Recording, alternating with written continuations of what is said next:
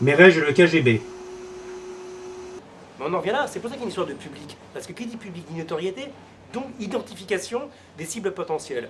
Et j'en reviens là, d'ailleurs, le KGB, la Securitat, a toujours voulu que les éléments isolés, je le sais pour le cas de Boukowski, pas Charles mais Vladimir, quand Vladimir Boukowski était dissident non soviétique, le point de vue du KGB, c'était de lui faire dire t'es pas seul, il y a une organisation. Ne fais pas croire que t'es seul. Bon, il y a tes copains, vous êtes une dizaine, une vingtaine, ils avaient les noms des 20 personnes, il y avait Delaunay, les autres, Grigorenko, je crois, bon, peu importe. Mais le point de vue des autorités en place, c'est qu'il y avait une organisation. Ça ne peut pas exister qu'il n'y ait pas d'organisation. Donc c'est pour ça qu'ils veulent peut-être qu'il y ait du monde dans nos films. Parce qu'en ce cas, je suis un mouvement, donc il y a une cible, éventuellement à abattre ou à récupérer. Et quand Julien Coupa, bon, je vais parler à sa place, hein, ça va dire ça, mais bon, c'est comme ça je le ressens, dit bah non, l'insurrection qui vient, c'est personne. C'est pas par coquetterie qu'il dit ça, même si c'est lui qui l'a écrit.